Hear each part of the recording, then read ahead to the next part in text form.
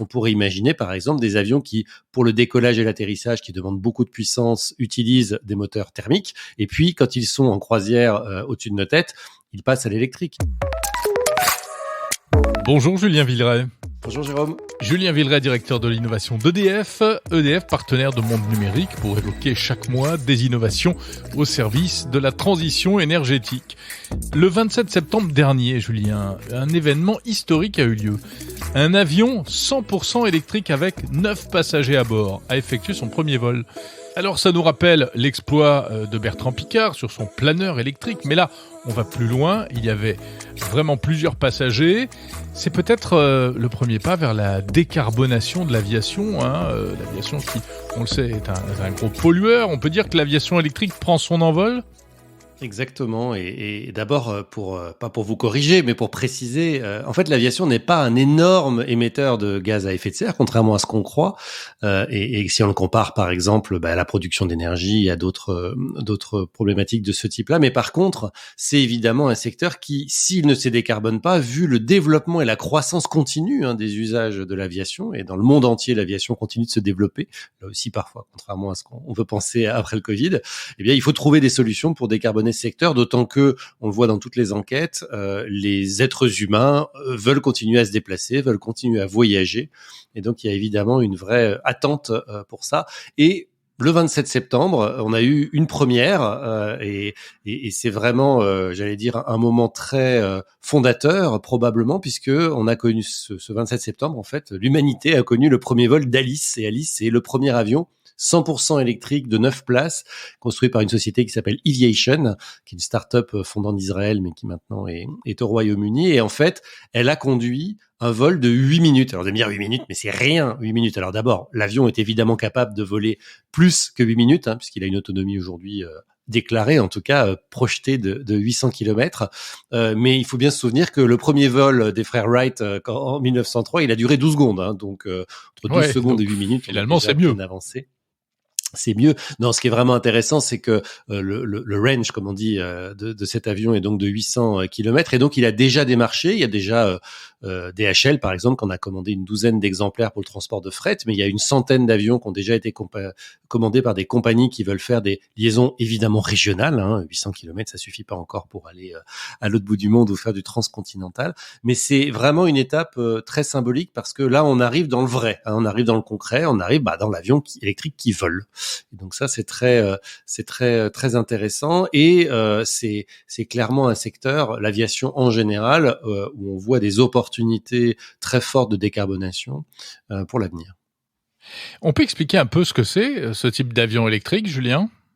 Alors, cet avion-là, précisément celui-ci, fonctionne avec des batteries. Donc, c'est un avion qui fonctionne comme on l'imaginerait. Alors, évidemment, c'est pas la même technologie, mais pour une voiture. C'est-à-dire qu'on a à la fois une batterie électrique et lithium-ion en l'occurrence, et des moteurs électriques. Et donc, c'est vraiment un avion 100% électrique. Mais il y a aujourd'hui, il faut le savoir, beaucoup de recherches pour décarboner les avions et qui ne reposent pas toutes sur l'avion purement électrique.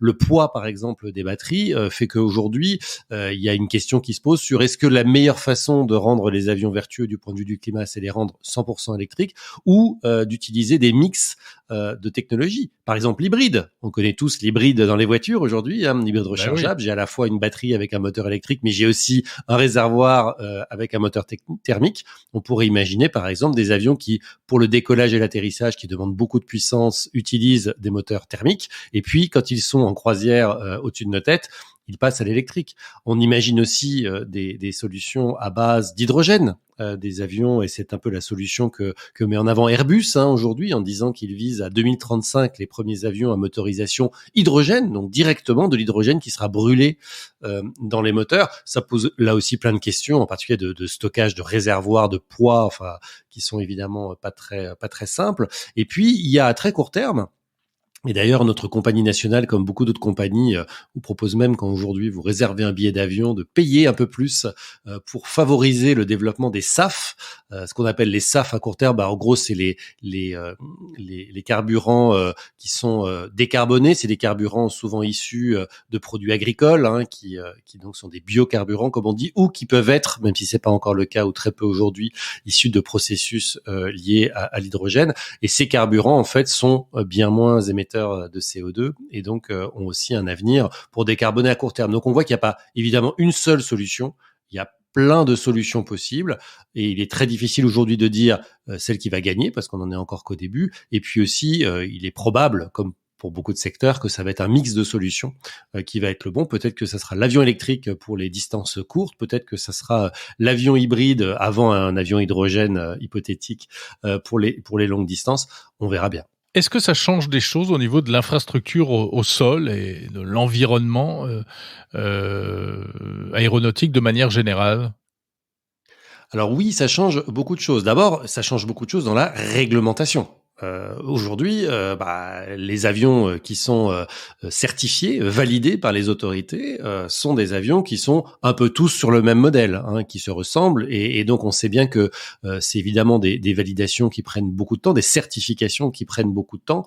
Donc on imagine que c'est plus facile de certifier une technologie connue qu'une technologie totalement inconnue.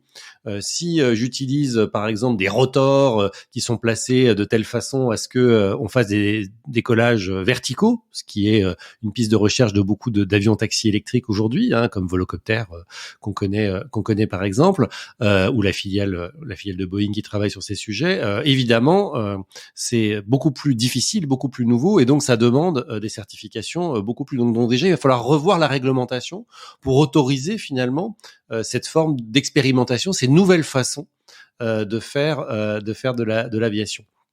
Il y a évidemment aussi la question de la fourniture en énergie. Les infrastructures aéroportuaires aujourd'hui, elles sont faites pour, en gros, livrer du fuel dans les avions, enfin du kérosène comme on dit pour les avions, dans les avions, mais elles sont pas du tout faites ni pour produire de l'hydrogène, ni pour le stocker, ni pour le distribuer. L'hydrogène est un gaz particulier qui demande des technologies assez différentes.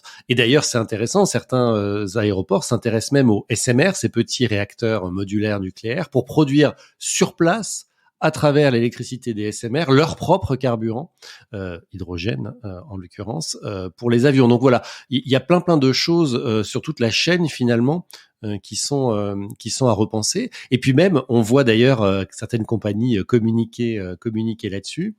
Au niveau du contrôle aérien, des procédures de vol, donc des procédures qui sont mises en œuvre par les pilotes dans l'avion, on peut faire de l'éco-conduite. Alors je sais qu'on en parle beaucoup pour nous autres citoyens qui, quand on conduit des voitures, on nous incite à éco-conduire. Et c'est la même chose pour l'aviation. Il y a au moins 2 raisons à ça. La première, c'est évidemment que c'est meilleur pour l'environnement.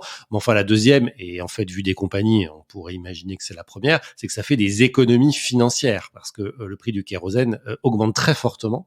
Et évidemment, c'est quelque chose qui est très regardé par les compagnies aériennes. Donc, on dit qu'historiquement, ces optimisations ont permis d'économiser en gros 1% par an et jusqu'à 3% quand le coût du carburant augmente. Donc c'est pas rien parce que 3% évidemment de coût, c'est quelque chose qui est regardé de près par les compagnies. Donc il y a évidemment plein de choses à faire sur toute la chaîne finalement de l'avion. Il faut repenser l'infrastructure au sol, il faut repenser la motorisation, il faut repenser le poids des appareils et il faut repenser aussi la réglementation qui accompagne tout ça. Voilà, l'avion électrique, quelle que soit la forme qu'il prendra, évidemment, c'est une innovation qu'on attend avec impatience. Merci beaucoup, Julien Villeray, directeur de l'innovation d'EDF. Merci Jérôme.